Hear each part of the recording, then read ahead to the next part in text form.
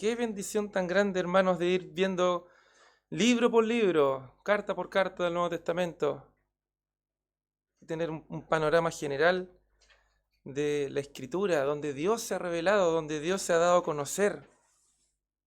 Qué bendecidos somos, hermanos, de poder tener acceso a la Escritura, de poder estudiarla. eh, si bien este estudio no es en profundidad, pero es un panorama que nos permite a nosotros, en lo personal, seguir profundizando, ¿verdad? Gracias. Entonces, hermano, mi primer pensamiento era cuando hice la portada fue qué bendecidos somos. 23, más de 23 miércoles que estamos aquí meditando no en otra cosa que en la palabra. Que en la palabra. Y sabemos que la palabra es la que tiene poder. Sabemos que la palabra es la que transforma. El amor del reino lleva por título esta clase, el amor del reino. Juan, el discípulo amado. Si bien esta carta la he tenido que leer y leer hartas veces y estudiar, y el hecho de tener que armar un estudio igual cuesta, no es tan fácil. Aunque uno se enriquece y más cosas va descubriendo de lo que el Señor ha revelado, lo que el Espíritu Santo ha revelado por medio del apóstol Juan en este caso. El amor del reino, vamos a hablar del amor, vamos a hablar del amor. Cuando se le preguntó al Señor, ¿verdad? ¿Cuál es el mayor mandamiento? ¿Qué respondió el Señor? Él respondió que debemos amar al Señor nuestro Dios con todo nuestro corazón, con toda nuestra fuerza, ¿verdad? Y a nuestro prójimo como a nosotros mismos. Eso lo encontramos ahí en Mateo 22, por ejemplo. El amor. Juan nos dice y este es su mandamiento, que creamos en el nombre de su Hijo Jesucristo y que nos amemos unos a otros como Él nos lo ha mandado. Para Juan yo les comentaba en una oportunidad, ¿recuerdan? Que el creer y el amor van de la mano. Porque él dice aquí, y este es su mandamiento, hablando en singular, pero menciona dos cosas, que creamos y que nos amemos. Entonces no podemos separar esas dos cosas, no podemos separar nuestras creencias, nuestras convicciones, ¿verdad?, en nuestra cabeza, con nuestros afectos en nuestro corazón, con nuestros sentimientos, ¿verdad? La doctrina correcta nos lleva a los sentimientos correctos, a los afectos correctos, a las emociones correctas. Nuestro corazón está involucrado también. Esto no es solo conocimiento teórico, sino que es un conocimiento que baja a nuestro corazón y que nos hace amar. ¿Amén? ¿Qué es el verdadero amor? ¿O cuál es el amor verdadero? ¿Cuál es el amor verdadero? A veces lo que creemos está más influenciado por la cultura, por nuestro contexto, que por la escritura, que por lo que revela la Biblia, ¿verdad? Y es así en un sinfín de temas. Podemos estar hablando de muchas cosas y no nos damos cuenta de la influencia que el mundo tiene en nosotros. A veces hablamos del amor como ese sentimiento solamente, o un sentimentalismo, o esa sensación rica que nos da cuando estamos enamorados, ¿verdad? Pero el amor es más que eso, el amor es más que eso. O hablamos de ese amor romántico como lo muestran las películas, que se resume en esa frase, y vivieron felices para siempre, ¿verdad? Y a veces ese amor nos influencia más. O incluso esta sociedad está tan corrompida por el pecado, ¿verdad? Que incluso habla de amor, o utiliza el amor, este concepto, en hablar de personas del mismo sexo que establecen una relación. ¿Qué más distorsionado, qué más alejado de la verdad? O dicen, por ejemplo, frases como el amor es amor, ¿verdad? Como si eh, todas estas cosas, todas estas relaciones que son pecaminosas, ¿verdad?, mostraran lo que es el amor verdadero. Entonces, ¿cómo es este amor? ¿Cómo es el verdadero amor? ¿Es solamente una sensación? ¿Es solamente un sentimiento? ¿O es algo más que eso? Y eso es lo que vamos a descubrir hoy día. ¿Cómo es el amor del reino? ¿O en eso vamos a meditar? ¿O eso vamos a recordar? No es solamente tener buenos sentimientos, no es solamente tener buenos pensamientos, no son solamente sensaciones, sino que es más que eso. Y para poder estudiar y para poder meditar en torno al amor, debemos ir a la Escritura y por sobre todo debemos ir a la cruz de Cristo, a los pies de la cruz, a los pies de la cruz, a contemplar la cruz. ¿Por qué? Porque es ahí donde podemos ver la verdadera, la suprema revelación del amor. Es en la cruz donde vemos la revelación del amor. Fíjense que Juan dice en 1 Juan 3:16, en esto hemos conocido el amor, dice Juan, en que Él puso su vida por nosotros. En esto hemos conocido. Aquí se revela el amor. ¿Quieres saber cómo es el amor? Mire la cruz, está diciendo Juan. ¿Quieres saber cómo se muestra el amor? ¿Cómo se demuestra el amor? ¿Cómo se nos demostró el amor? Mire la cruz. O lo dice también en el verso 9 del capítulo 4 de Primera de Juan. ¿Quieres saber cómo es el amor verdadero? En esto se mostró el amor de Dios para con nosotros, en que Dios envió a su Hijo unigénito al mundo para que vivamos por Él. En esto se mostró el amor de Dios. Dios enviando a su Hijo en propiciación por nuestros pecados. Entonces, hermanos, ¿cómo se ve este amor? Lo vamos a ver en la Escritura, lo vamos a ver en el Evangelio, en la cruz. Quiero citar aquí al autor de este estudio. Dice, Juan explica exactamente cómo es ese amor y el efecto que debería tener en nuestras vidas como discípulos de Jesucristo y cómo este tipo de amor marca la diferencia al mostrar que nuestro cristianismo es real y no falso. Eso dice el autor de este estudio. Juan explica cómo es este amor y el efecto que tiene ese amor en nosotros. El que Cristo haya muerto por nosotros en la cruz, como dice Juan, ¿verdad? Hace que nosotros también seamos deudores. Debemos amarnos también nosotros. ¿Se da cuenta? Produce un efecto, produce un cambio. Y ese cambio finalmente nos dice si nuestro cristianismo es real o no. Si es un cristianismo verdadero, es un cristianismo falso, superficial. Veamos un poco el contexto de esta carta. El autor es Juan, aunque es una carta anónima, aunque es una carta donde no se dice, no se presenta Juan, no dice su nombre, ¿verdad? Sino que es anónima. Pero si alguien puede leer el Evangelio de Juan, los primeros 5 versos, si alguien pudiera leer el Evangelio de Juan, los primeros 5 versos, para que veamos lo similar que es el Evangelio a la carta de Juan.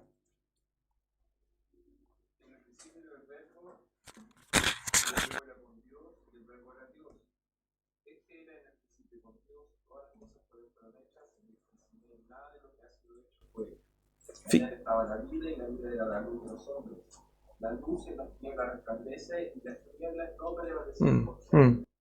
Hay palabras que se repiten, temas que se repiten. Fíjense como parte primera de Juan, los primeros versos del 1 al 3. Lo que era desde el principio, lo que hemos oído, lo que hemos visto con nuestros ojos, lo que hemos contemplado y palparon nuestras manos, tocante al verbo de vida, porque la vida fue manifestada y la hemos visto. Y testificamos, y eso os anunciamos, la vida eterna, la cual estaba con el Padre y se nos manifestó. Lo que hemos visto y oído, eso os anunciamos, para que también vosotros tengáis comunión con nosotros, y nuestra comunión verdaderamente es con el Padre y con su Hijo Jesucristo. ¿Ven las similitudes? No hay duda de que el Evangelio de Juan lo escribió Juan, ¿ya?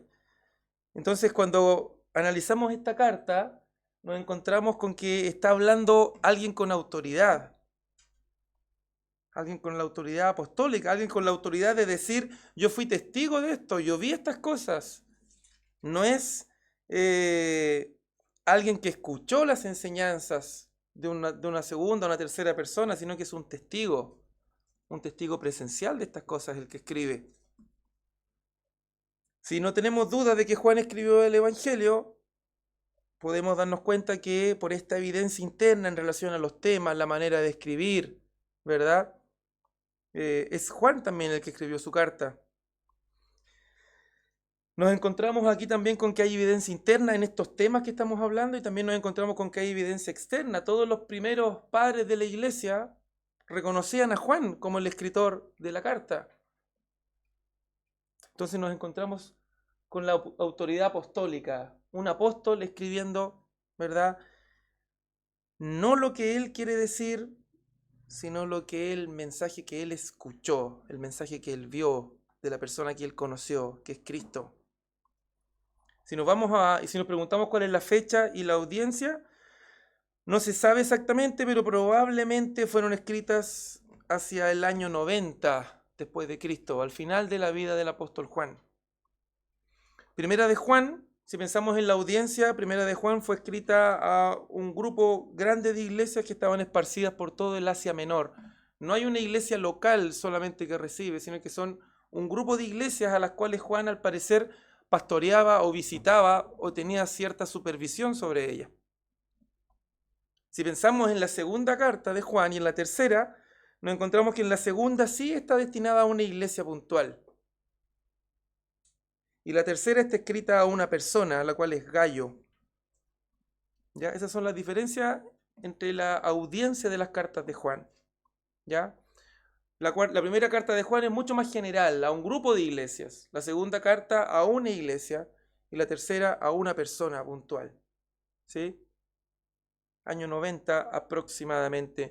¿Cuál es el propósito? Y aquí Juan no nos pudo hacer la tarea más fácil, porque él mismo revela su propósito. Generalmente nosotros tenemos que estudiar el texto y estudiarlo hasta descubrir con qué propósito está escribiendo el autor, pero resulta que Juan nos dio esa tarea lista. Si van conmigo al capítulo 5 de Primera de Juan, verso 13, él mismo nos dice, si le preguntamos, Juan, ¿con qué motivo escribiste esta carta? Él nos dice, estas cosas os he escrito a vosotros que creéis en el nombre del Hijo de Dios, para que sepáis que tenéis vida eterna y para que creáis en el nombre del Hijo de Dios. En definitiva, él está diciendo, estas cosas yo se las escribí a ustedes que son creyentes, para que tengan certeza de que tienen vida eterna. Ustedes que creen, tengan certeza de que son hijos de Dios. ¿Y por qué? ¿Por qué Juan es motivado a escribir esto? ¿Por qué Juan escribe con ese propósito? Porque habían falsos maestros. Habían falsos maestros. Había una falsa doctrina que era el gnosticismo, como lo hemos dicho en otras oportunidades, que es todo este pensamiento filosófico influenciado por el pensamiento griego, ¿verdad? Que llega a ciertas conclusiones que son opuestas a la doctrina correcta, que tienen que ver exactamente con la persona y con la obra de Jesucristo. De este gnosticismo surge un pensamiento que es el docetismo, que es una herejía, el docetismo, que hablaba del cuerpo de Cristo como aparente. Viene de la palabra griega que es dokeo o dokesis, que tiene que ver con aparentar. El cuerpo de Cristo para ellos era solamente una apariencia, no era un cuerpo físico real. A esas conclusiones llegaba este grupo que era el gnosticismo, llegaban al docetismo.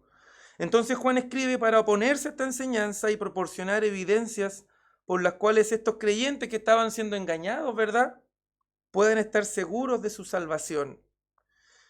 Veamos lo que proponían estas personas. Vamos al capítulo 2, versos 18 y 19.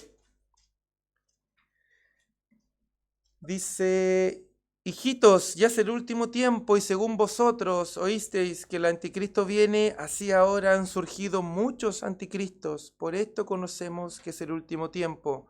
Salieron de nosotros, pero no eran de nosotros, porque si hubiesen sido de nosotros, habrían permanecido con nosotros. Pero salieron para que se manifestase que no todos son de nosotros. Juan les llama anticristos a estos falsos maestros. Anticristos. ¿Por qué? Porque se oponían a Cristo. Porque estaban en contra de la doctrina del entendimiento correcto de Cristo. Porque su enseñanza se oponía a la enseñanza bíblica, a la enseñanza del Evangelio. ¿Qué más hacían estas personas? Estos anticristos afirmaban no tener pecado. Capítulo 1, verso 8. Si decimos que no tenemos pecado, nos engañamos a nosotros mismos y la verdad no está en nosotros.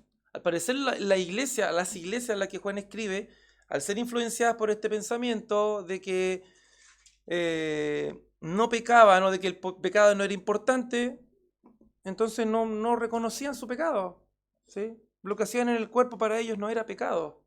Lo que se hacía en la carne, al tener este entendimiento dualista de que el cuerpo era totalmente malo, Lo que yo hago en el cuerpo entonces no tiene importancia, decían ellos. Por lo tanto, no reconocían su pecado. Además, negaban que Jesús era el Mesías en forma humana. Versos 22 y 23 del capítulo 2. ¿Quién es el mentiroso sino el que niega que Jesús es el Cristo? Este es anticristo, el que niega al Padre y al Hijo. Todo aquel que niega al Hijo tampoco tiene al Padre. El que confiesa al Hijo tiene también al Padre. Entonces estos falsos maestros negaban que Jesús fuera el Cristo. Negaban al Señor. Y además negaban la muerte expiatoria del Señor Jesús. Capítulo 5, verso 6. Dice así: este Jesucristo que vino mediante agua y sangre, no mediante agua solamente, sino mediante agua y sangre. Y el Espíritu el que da testimonio, porque el Espíritu es la verdad.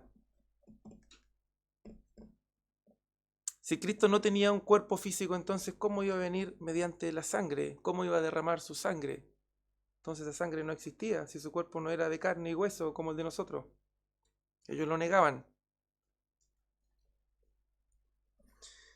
Y además estos falsos maestros no tenían amor por los cristianos. Capítulo 2, verso 11. Pero el que aborrece a su hermano está en tinieblas y anda en tinieblas y no sabe a dónde va porque las tinieblas le han cegado los ojos. Si ellos no eran verdaderos creyentes, por lo tanto, ¿cómo iba a estar presente el amor en ellos? Si no habían nacido de nuevo, ¿cómo iba a estar presente el amor, que es un fruto, ¿verdad? Que es un fruto de la presencia del Espíritu. Por lo tanto, no tenían amor por los cristianos. Y además, si estas personas no tenían el Espíritu Santo, entonces tampoco procuraban la santidad. Capítulo 3, versos 6 al 8.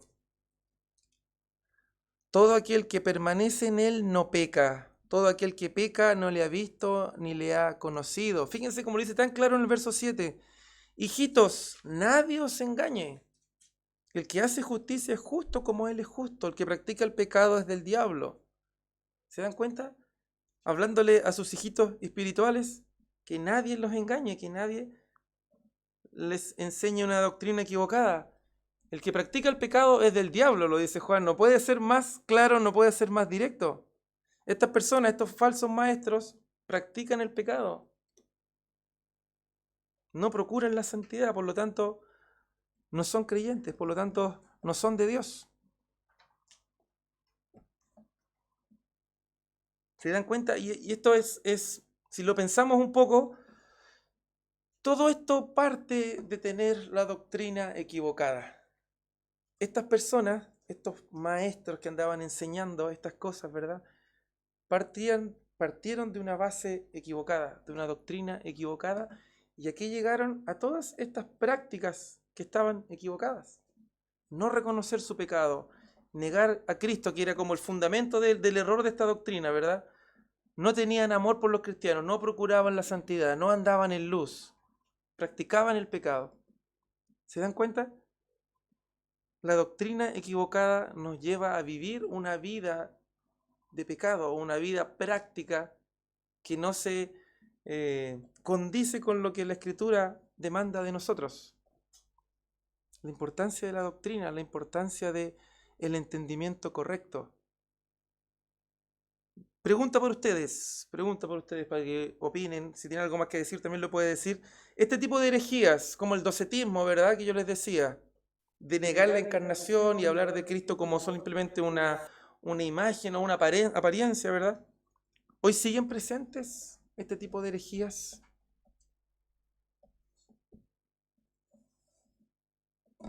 ¿Alguien puede responder si quiere o comentar o aportar algo más de lo que he dicho? Adelante. ¿Sí? ¿Puedes argumentar, Flo? ¿O no? ¿O esa es tu respuesta nomás? Sí, sí existen. ¿Está bien? ¿Está bien?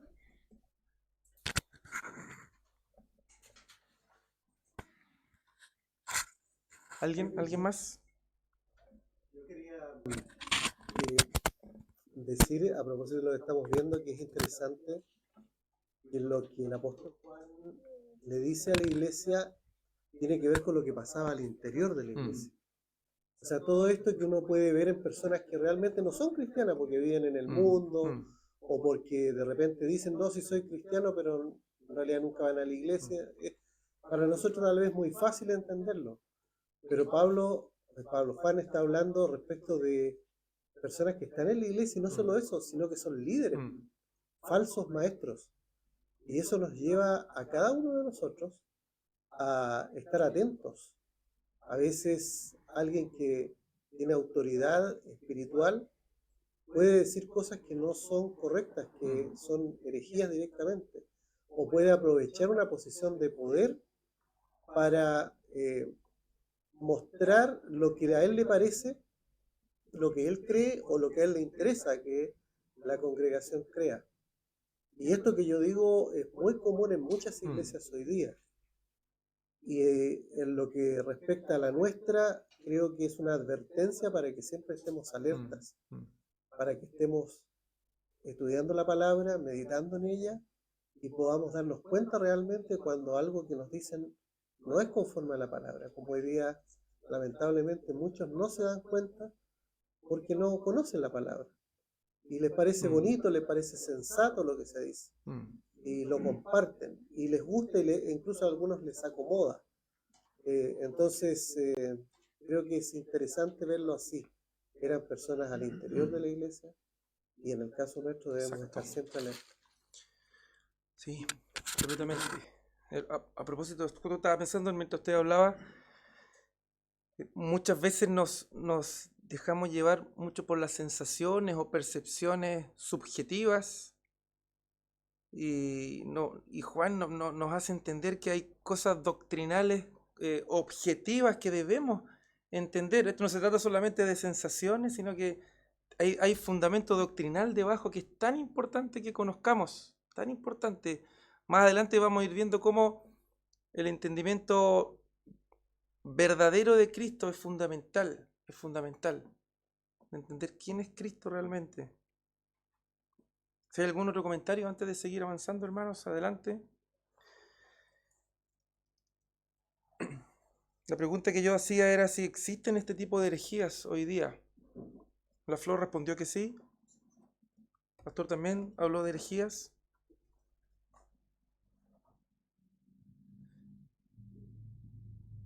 Tori quiere decir algo.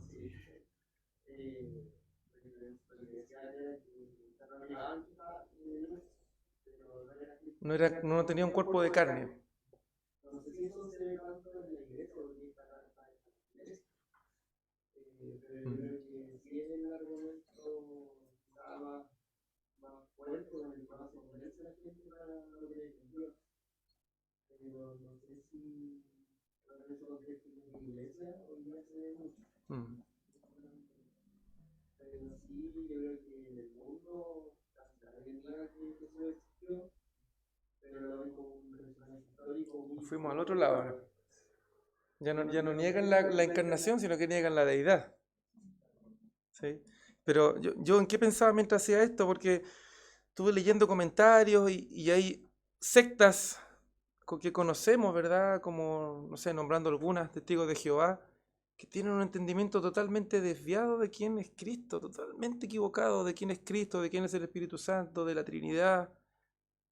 Y ahí yo pensaba en esto, o sea, están realmente perdidos. Si yo no entiendo que Cristo es Dios, no puedo entender el Evangelio entonces, no puedo entender la cruz, no puedo entender la expiación, no puedo entender que Cristo haya aplacado la ira de Dios, ¿verdad? Si tengo un entendimiento desviado de quién es Cristo. Entonces pensaba en eso mientras, por eso les hacía esta pregunta. Sí existen estas herejías hoy día, y hay muchos que las creen. Avancemos, veamos un bosquejo de la primera carta de Juan. Vamos a estar hoy día más en la primera carta de Juan, que es la más extensa de las tres.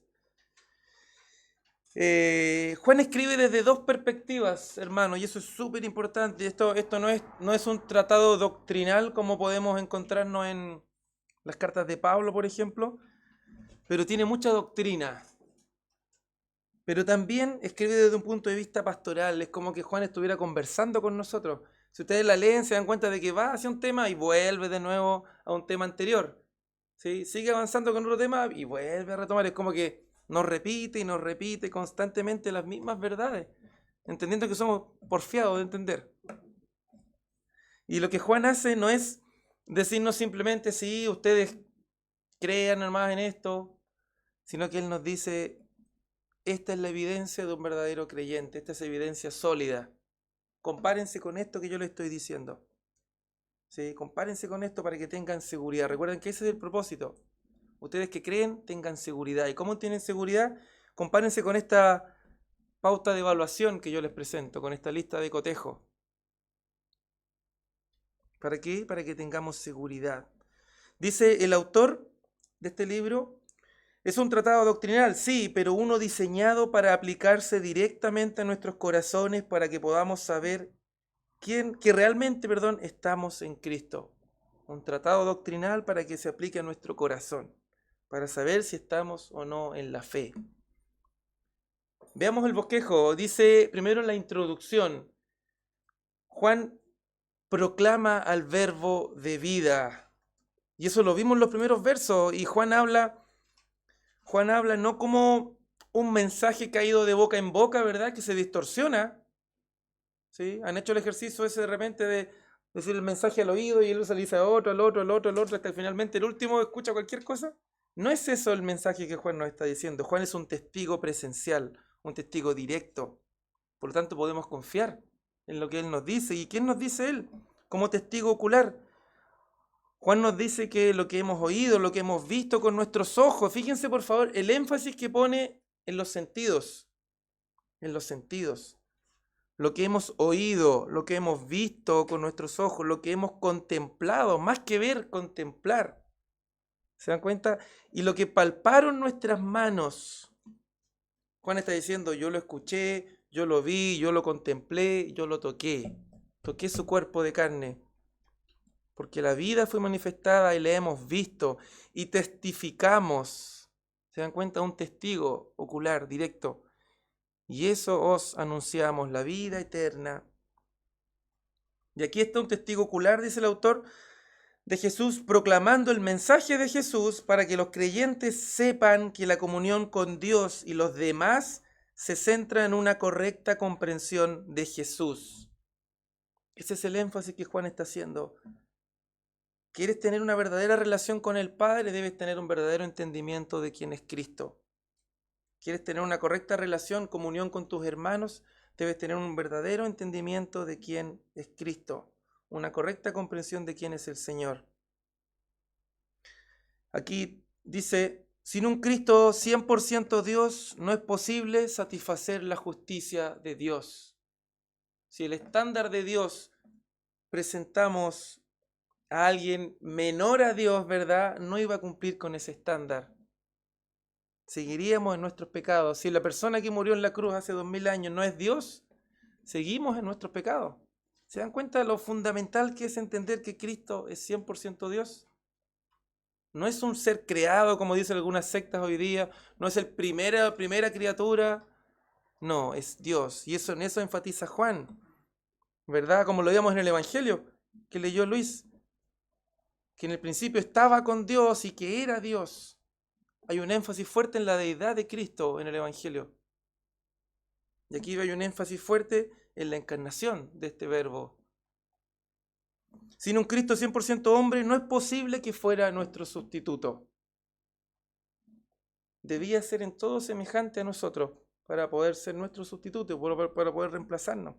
Entonces, el incorrecto entendimiento de Cristo llevaba a estas personas, a los falsos maestros, a no reconocer su pecado, a no buscarle santidad, a no amar a sus hermanos. Errores doctrinales que llevaban a errores en su vida, a pecados en su vida. Entonces sí que importa la doctrina. Generalmente las personas dicen, yo estoy aquí porque me gusta esta iglesia, me llevo bien con los hermanos, ¿verdad? Son amorosos. No estoy interesado mucho en la doctrina. ¿Para qué vamos a entrar en ese tema si genera divisiones, verdad? Esos comentarios escuchamos siempre. no te afanes tanto por el estudio, porque va a generar divisiones con los demás. Pero eso es precisamente lo que hace la verdad, nos separa del error. Nos separa del error. Por muy doloroso que sea, nos separa del error. No podemos ser seguidores de Cristo y no defender la verdad. Hay una incongruencia ahí. No podemos ser discípulos de Cristo, quien es la verdad encarnada, ¿verdad? Él mismo es la verdad. No podemos no defenderla, no podemos no proclamarla, sabiendo que la verdad es la que nos hace libres. ¿Libres de qué? De la mentira, del error, de caer en esto, ¿verdad? En estas herejías. Sin duda que hay cosas que no podemos entender sobre Cristo, eso es cierto. Hay cosas que ni siquiera mejor profundizar en cosas que no podemos entender, porque nos pueden llevar a tener pensamientos equivocados de la persona, pero sí hay cosas tan claras en la Escritura que debemos entenderlas para entender el Evangelio. Y eso es lo que está haciendo Juan, proclamando esta verdad que él vio como un testigo. Luego, Juan, nos encontramos con una primera meditación sobre la seguridad. Luego de decirnos que Cristo se encarnó y que él lo vio y que lo tocó, se va a la primera meditación sobre la seguridad. Primero, los que están en Cristo andan en luz. Si usted va conmigo al verso 5 del capítulo 1, Dios es luz, dice Juan, y no hay ningunas tinieblas en él. Si decimos que tenemos comunión con él y andamos en tiniebla, mentimos y no practicamos la verdad. Pero si andamos en luz, como él está en luz, tenemos comunión unos con otros. Si decimos que tenemos comunión con Dios y estamos en tiniebla, mentira. Sí, mentira, dice Juan. O sea, el cristiano es alguien que anda en luz. Los que están en Cristo andan en luz. Pero, hermanos, andar en luz no significa que nunca pecaremos. Andar en luz no significa perfección. ¿Ya? Y eso debería, calmarnos, ¿verdad? Un poquitito de esa carga que puede dejar Juan encima de nosotros, ¿verdad? Porque si van conmigo al verso 10 del capítulo 1, el mismo Juan dice, si decimos que no hemos pecado, les hacemos a él mentiroso y su palabra no está en nosotros. Hijitos míos, estas cosas os escribo para que no pequéis. Y si alguno hubiere pecado, abogado tenemos para con el Padre, Jesucristo el justo. Andar en luz no significa perfección, pero sí hay un patrón de vida, hay un patrón de comportamiento, hay una manera de vivir que es distinta a la manera de vivir del mundo. ¿Sí? Eso es lo primero que Juan dice en esta primera meditación. Lo segundo que dice Juan es que los que están en Cristo han sido perdonados. Verso 8 del mismo capítulo 1. Verso 9, perdón. Si confesamos nuestros pecados, Él es fiel y justo para perdonar nuestros pecados y limpiarnos de toda maldad. Qué consuelo leer ese verso, hermanos, cuando hemos pecado, ¿verdad? Qué consuelo saber que el Señor nos perdona. Si nos arrepentimos de verdad, el Señor es fiel y justo para perdonar nuestros pecados. Qué consuelo saber que Dios mismo ha pagado por nosotros, ¿verdad? Ha pagado por nuestros pecados. Con qué tranquilidad podemos ir, ¿verdad? De rodillas al Señor y saber que si confesamos nuestros pecados, Él es fiel y justo para perdonarnos. Ese es un consuelo, ¿verdad? En este mundo en que enfrentamos pruebas, ¿verdad? Tentaciones, saber que Cristo nos perdona y que ninguna condenación hay para los que están en Cristo Jesús, como lo ha dicho el pastor varias veces. Romanos 8, ¿verdad? Ninguna condenación hay para los que están en Cristo, los que han sido perdonados. Y los que están en Cristo, y esta es la tercera certeza, los que están en Cristo obedecen su mandamiento acerca del amor. Capítulo 2, del 3 al 11.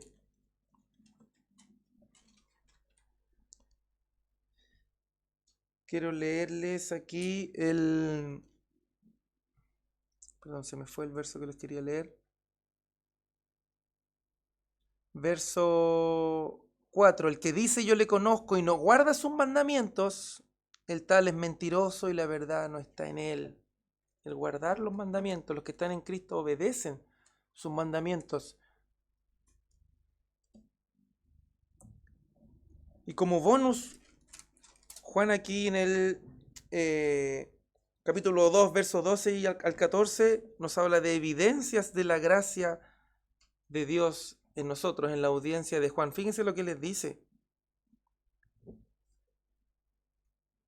Os escribo vosotros, hijitos, porque vuestros pecados os han sido perdonados por su nombre. Os escribo vosotros, padres, porque conocéis al que es desde el principio. Os escribo vosotros, jóvenes, porque habéis vencido al maligno. Os escribo vosotros, hijitos, porque habéis conocido al Padre.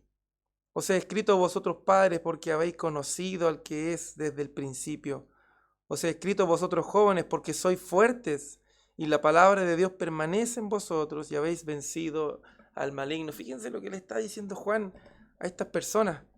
Si nos ponemos en el contexto de estas iglesias, ¿verdad?, influenciadas por esta doctrina, Juan escribe para animarlos, para alentarlos a perseverar en la doctrina correcta.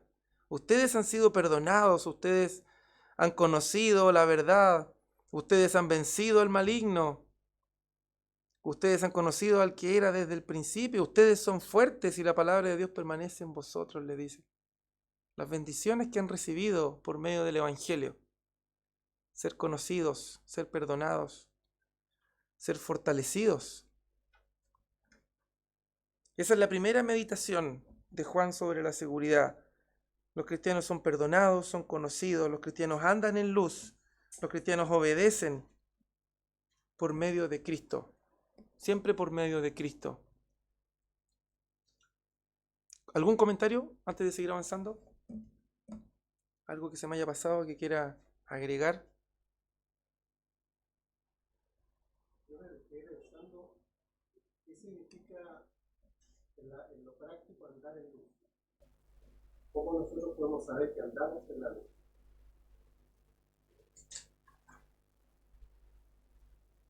No fue alguna idea, pero más la pregunta. Buena pregunta. Flo, ¿qué dices tú? ¿Quién se anima? ¿Quién se anima a responder? Andar en luz. Se aseguró con la respuesta. Andar en luz. ¿Qué significa andar en luz?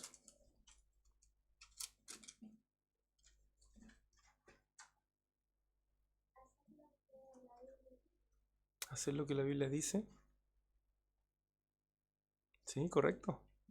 Correcto.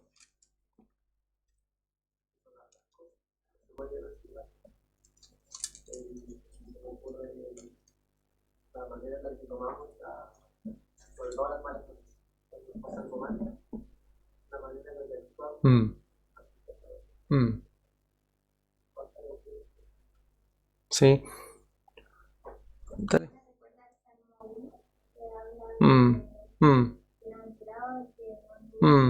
Eso. Que por un lado dice lo que no ha hecho, pero también después dice, sino que la ley de Jehová que se dice y en su ley medita de día y de noche. Sí, yo creo que eso, como dedicarnos al Señor, meditar constantemente, porque eso obviamente nos va a llevar a no andar en el mundo. Exacto. Todo lo que han dicho. Todo lo que han dicho. Yo solamente agregar, cuando la escritura aquí habla de la luz, o Juan habla de la luz, podemos tomarlo de dos maneras, hablando de la santidad, ¿verdad? Cuando dice que Dios es luz, por ejemplo, Dios es santo. O sea, si nosotros andamos en luz, andamos en santidad. Nos apartamos del pecado, lo que decías tú, nos apartamos del pecado. Y por otro lado, luz también se refiere a la verdad. Dios es luz, Dios es verdad. También quiere decir que andamos en la verdad, que obedecemos sus mandamientos, que andamos en lo que dice su palabra. ¿Sí? Dios es luz, si andamos en luz, andamos en santidad y en verdad. Si nadie más quiere aportar, ¿alguien más? ¿Tori? ¿Quiere decir algo más?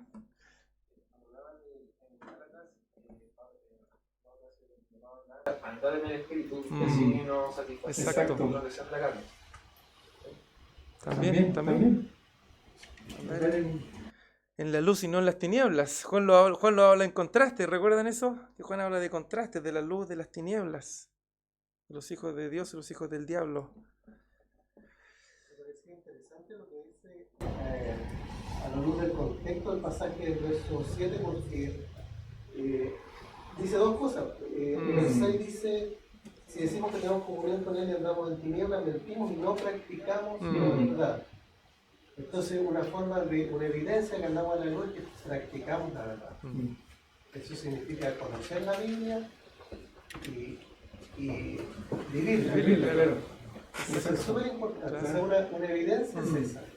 De hecho, más abajo lo vuelve a decir en el 2, 3. En esto sabemos que nosotros lo hemos conocido, que guardamos sus mandamientos. Y lo segundo es el verso 7, dice, si andamos en luz, como Él está en luz, tenemos comunión unos con otros. O sea, hay otra evidencia práctica. Y la comunión es el amor en acción. El amor en acción. La palabra, ¿cierto? Que nos transforma, vivir conforme a la palabra y hacerlo con ese amor que el Señor nos mostró. El mismo amor que estudiamos. Exacto. Hay tantas cosas en esta carta tan ricas. Avancemos, sigamos avanzando a ver si logramos llegar a la mitad por lo menos hoy día. Tengo 55 diapositivas más. Hablamos de esta primera meditación de Juan sobre la seguridad, ¿verdad? Del andar en la luz, andar en la verdad, lo que estamos conversando. Y ahora Juan hace un alto y dice una advertencia contra seguir al mundo. Y esto lo hace en el capítulo 2, verso 15 al 17. Y esta, recuerdo que para mí fue una confrontación muy fuerte, porque Juan lo dice muy claramente, lo dice sin anestesia, y él dice, no améis al mundo ni las cosas que están en el mundo. Si alguno ama al mundo, el amor del Padre no está en él. Y todos nosotros algo del mundo amamos todavía. Todos nosotros algo del mundo necesitamos, algo del mundo deseamos todavía. Todavía es una lucha, todavía hay algo del mundo en nosotros, ¿verdad? Que nos atrae, que nos seduce. Porque todo lo que hay en el mundo, y aquí Juan lo describe, ¿de qué se está refiriendo? Los deseos de la carne, los deseos de los ojos y la vanagloria de la vida. No proviene del Padre, sino del mundo. Y el mundo pasa, el mundo es pasajero y sus deseos, pero el que hace la voluntad de Dios permanece para siempre. No améis al mundo. Con cuánta facilidad el mundo nos atrae, con cuánta facilidad el mundo nos seduce. Los deseos de la carne, los deseos de los ojos, la vanagloria de la vida, ¿verdad? Ese orgullo de lo que logramos, ese orgullo de almacenar cosas que son totalmente pasajeras, que no tienen mayor valor. Entonces, es una advertencia, como lo decía al principio, esto es doctrinal, pero va a nuestro corazón, para que cada uno evalúe su corazón, cada uno examine su corazón. ¿Dónde está mi corazón? Porque donde está mi corazón, ¿verdad? Ahí está, donde está mi tesoro, ¿verdad? Ahí está mi corazón. ¿Qué atesoro yo en mi corazón? ¿Atesoro realmente al Señor, su palabra, meditar en sus cosas? ¿O atesoro más el mundo, lo que el mundo me ofrece? Los deseos de la carne, los deseos de los ojos y la vanagloria de la vida. Juan también dice que no escuchen el mensaje del mundo, que no amemos al mundo y que no escuchemos el mensaje del mundo. Y esto lo dice del verso 18 en adelante del capítulo 2, y aquí habla sobre el anticristo, sobre estos anticristos que han salido, ¿verdad? Estos falsos maestros. Yo aquí les quería leer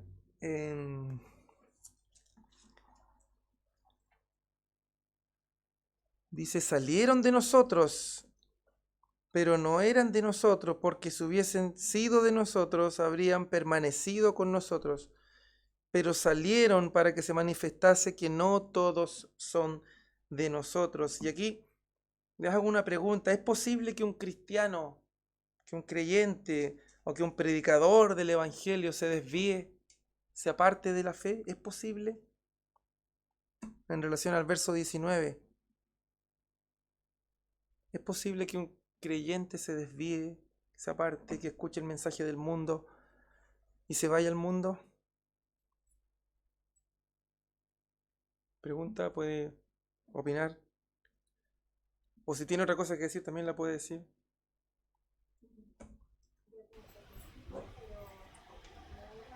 Pregunta, puede opinar. O si tiene otra cosa que decir, también la puede decir. Claro. Yo pienso que sí, pero no era ¿Estamos todos de acuerdo con esa respuesta, no es cierto? Es tan claro como lo dice Juan aquí, ¿verdad? Salieron de nosotros, estas personas eran parte de la iglesia, salieron, pero no eran, nunca fueron parte real de nosotros, nunca tuvieron realmente comunión con el Señor ni con nosotros, porque Juan dice, porque si hubiesen sido de nosotros realmente, habrían permanecido con nosotros. ¿Se dan cuenta? El permanecer como esa evidencia de que realmente el Señor nos ha transformado. Pero salieron para que se manifestase que no todos son de nosotros. Se apartaron. No solamente salir de la iglesia local, sino que apartarse de la doctrina correcta. Apartarse de la verdad. Es súper común, ¿cuántos músicos de estos que eran súper conocidos antes, verdad? Y están totalmente perdidos en una doctrina totalmente errada en relación a Cristo, a la Trinidad. ¿Y qué pasó? Que nunca fueron realmente entonces. Tristemente, nunca fueron.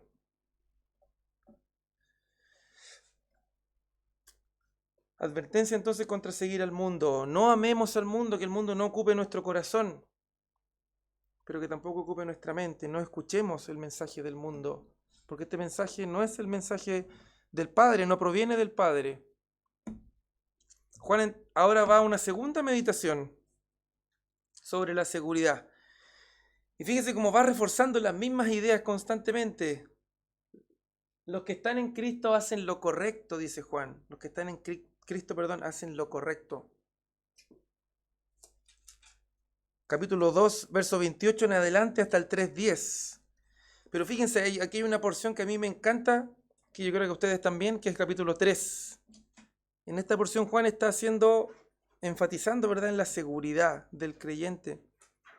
Y él dice, mirad cuál amor nos ha dado el Padre para que seamos llamados hijos de Dios.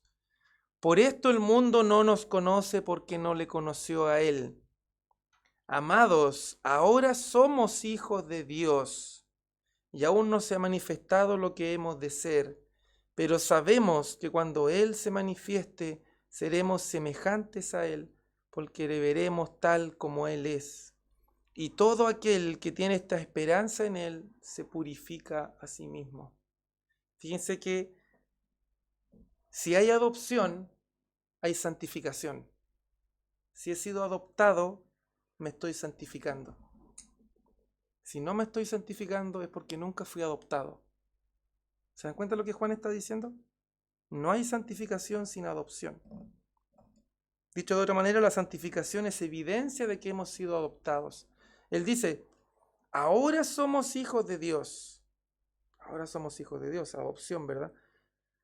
Pero sabemos que cuando Él se manifieste, seremos semejantes a Él porque le veremos tal como Él es. El Hijo de Dios que ha sido adoptado tiene esta esperanza, ¿verdad?, de encontrarse con Cristo, de verle cara a cara, de ser transformado. Y todo aquel que tiene esta esperanza, se purifica a sí mismo. ¿Se dan cuenta? Si yo he sido adoptado, tengo esta esperanza. Y si tengo esta esperanza, me purifico, me santifico. Así como Él es puro, así como Él es santo. ¿Se dan cuenta? Los que están en Cristo hacen lo correcto, se santifican, obedecen. Los que están en Cristo se aman entre sí. Se aman entre sí. Y fíjense que este amor, verso 14 del capítulo 3, ¿está aquí o no? Al otro lado. Fíjense cómo lo dice Juan, nosotros sabemos, tengo la certeza, que hemos pasado de muerte a vida en que amamos a los hermanos. El amor a los hermanos como una evidencia. Yo sé que estoy vivo ahora, en nueva vida, porque amo a mis hermanos. Eso debe darme certeza, seguridad. Yo amo a mi hermano, quiero estar con mis hermanos, quiero tener tiempo de comunión con ellos, quiero compartir con ellos. Hay un amor que antes no estaba por los cristianos, ¿verdad? Por mis hermanos. Y este amor no es solamente de palabra ni de lengua, sino de hecho y en verdad. Verso 16, 17. Verso 17, perdón. Pero el que tiene bienes de este mundo y ve a su hermano tener necesidad y cierra contra él su corazón, ¿cómo mora el amor de Dios en él?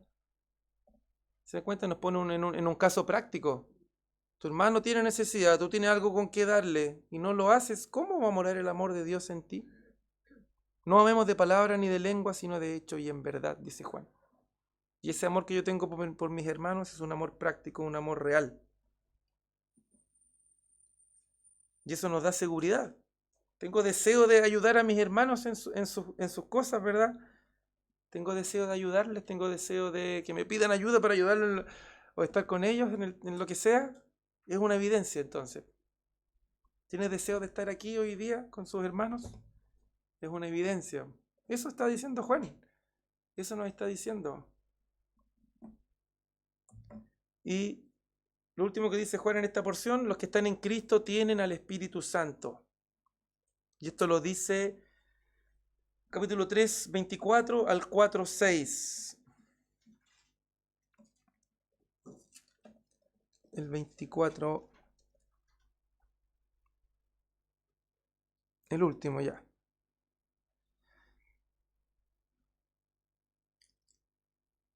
Verso 2 del capítulo 4. En esto conoced al Espíritu de Dios. Todo espíritu que confiesa que Jesucristo ha venido en carne es de Dios. Si el Espíritu Santo está presente en mí, me va a llevar a confesar a Jesucristo, que Jesucristo realmente vino en carne, me va a llevar a entender esa doctrina de la encarnación. No completamente, como lo decía anteriormente, no completamente, pero sí suficientemente. Lo suficiente, lo necesario, lo que la Escritura revela. Entender el Espíritu. Si el Espíritu Santo está en mí, probablemente voy a tener un verdadero entendimiento de Cristo, porque es el Espíritu Santo el que nos guía a la verdad. ¿Sí? El Espíritu Santo nos guía a la verdad. Sin el Espíritu Santo es obvio que no van a tener el entendimiento correcto de quién es Cristo. Esta es la segunda meditación de Juan sobre la seguridad. Y fíjense que son los mismos temas que se van repitiendo. La obediencia, el andar en la luz, el obedecer, el conocer la verdad, el entendimiento de quién es Cristo, el amor. ¿Sí? Temas que ya deberían ser familiares. El amor, la verdad, la obediencia, la perseverancia, el permanecer. Y Juan termina su carta con está casi terminando ya su carta con una exhortación al amor y la fe. Amar como Dios te amó.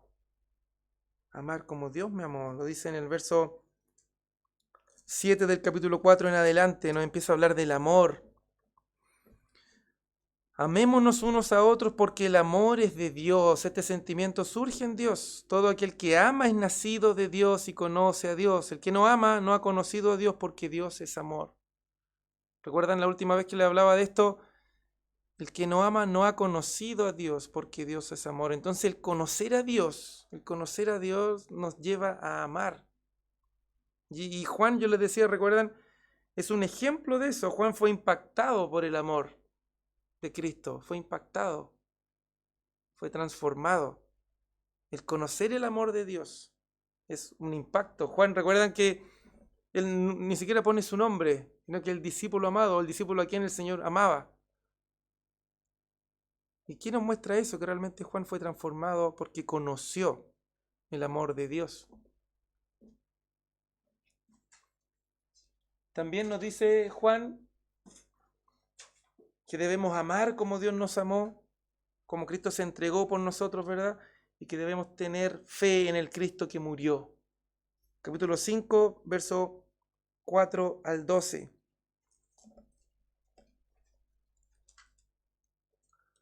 Todo aquel que cree que Jesús es el Cristo, quiero leer el verso 1 del capítulo 5, es nacido de Dios. Otra evidencia, ¿verdad?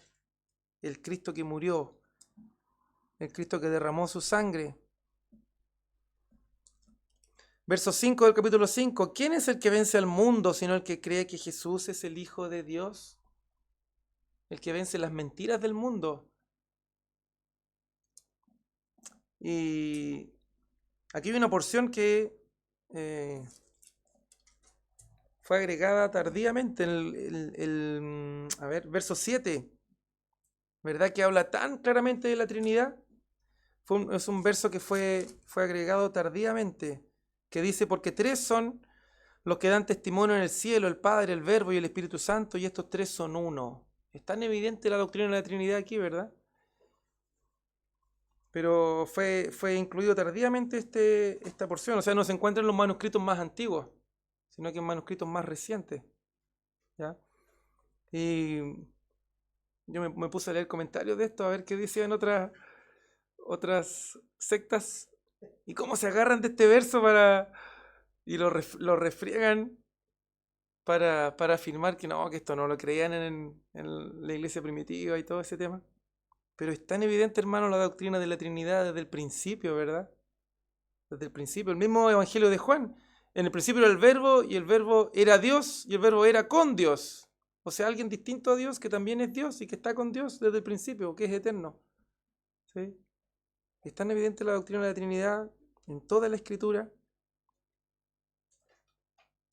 que no haya estado escrito ese verso desde el principio, pero es una enseñanza tan clara.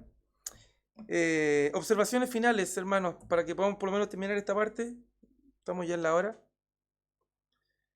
Confianza al acercarse a Dios, desde el verso 13. Ahí nos encontramos en el capítulo 5, ahí subráyelo, remárquelo, capítulo 5, verso 13. Ese es el propósito de Juan. Ese es el propósito. Juan no quiere que nos quedemos en el suelo dudando, sino que todo lo contrario. Que nuestra fe se renueve, ¿verdad? Que tengamos la certeza, que tengamos la confianza, la seguridad, que si hemos creído, que si hay un amor en nosotros, que si conocemos la verdad, realmente tenemos vida eterna, realmente hemos nacido de nuevo. Aquí quería resaltar verso 18, mire, síganme del verso 18 del capítulo 5. Fíjense el énfasis que da Juan en esto. Sabemos que todo aquel que ha nacido de Dios no practica el pecado, pues aquel que fue engendrado por Dios le guarda y el maligno no le toca. Sabemos que somos de Dios y el mundo entero está bajo el maligno, pero sabemos que el Hijo de Dios ha venido y nos ha dado entendimiento para conocer al que es verdadero, y estamos en el verdadero, en su Hijo Jesucristo. Este es el verdadero Dios y la vida eterna. Fíjense cómo termina Juan. Sabemos. Hermanos, sabemos que hemos conocido a Cristo, tenemos la seguridad. Si comparamos nuestra vida, si aplicamos esta pauta de evaluación, ¿verdad? Como se los he dicho, si aplicamos esta pauta de evaluación en nuestra vida, eso no debería hacernos decaer en la confianza, sino que todo lo contrario, tener seguridad. Porque sabemos, porque tenemos la certeza, la seguridad. Amén. Verso 21. Hijitos guardaos de los ídolos. Guardemos nuestro corazón de los ídolos. Hemos conocido al Dios verdadero, hemos conocido al único Dios. Guardemos entonces nuestro corazón de los ídolos. Que las cosas que el mundo nos ofrecen, ¿verdad? Que los ídolos, los deseos de la carne, los deseos de los ojos y todo lo que el mundo nos ofrece, no se apodere de nuestro corazón, no esté presente en nuestro corazón. Así que no, que aferrémonos al Señor. Queda la mitad del estudio para la próxima semana, para que vengan de nuevo. ¿Algún comentario, hermanos? ¿Algo que le haya quedado y que quiera compartir? Ya que son las 9 para dejarlo hasta aquí nomás. La próxima semana, las pruebas de fe de Juan, como un anticipo. Acabamos de hacer un bosquejo, nomás una revisión así como abuelo de pájaro de Juan. Por la semana va a ser más las pruebas de la fe de Juan. Sí, eso era un anticipo. Nada que decir, hermanos, un comentario, si no, vamos a orar para terminar. Oramos. Padre Celestial, Señor, usted es el único Dios verdadero y nosotros le hemos conocido por medio de Cristo, Señor. Hemos sido bendecidos de tantas maneras, Señor. Oh, Señor, ¿cómo no ser agradecido, Señor? ¿Cómo no tener gozo, Señor, si la vida eterna se nos ha manifestado, se nos ha revelado, Señor, Cristo, nuestro Salvador?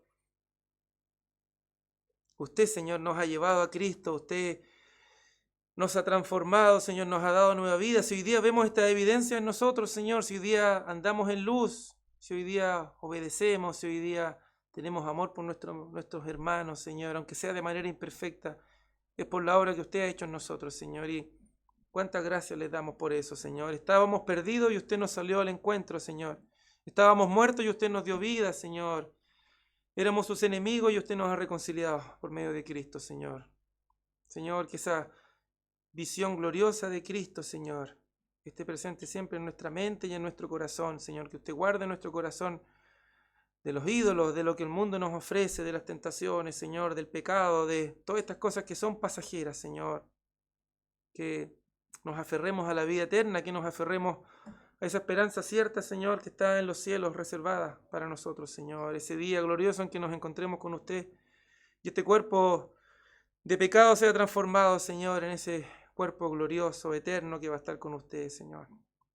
Que eso esté en nuestra mente, Señor, que eso esté en nuestro corazón. Ayúdenos, Señor, a perseverar entendiendo estas verdades, Señor. Ayúdenos a permanecer, a buscar la comunión, a buscar y a conocer más en profundidad la verdad, Señor, que ha sido revelada. Padre Celestial, bendiga a mis hermanos, a los que están en sus casas también. Atráigalos, Señor, a usted, conmueva sus corazones, Señor, sacuda sus pies, Señor, para que también ellos aviven el fuego en sus corazones, Señor, para que sean atraídos y permanezcan con nosotros, Señor, en esta carrera que es larga, Señor, que tiene dificultades, pero que con confianza podemos decir que usted ha empezado esta obra, por lo tanto usted la va a terminar, Señor. Oramos en el nombre de Cristo Jesús. Amén.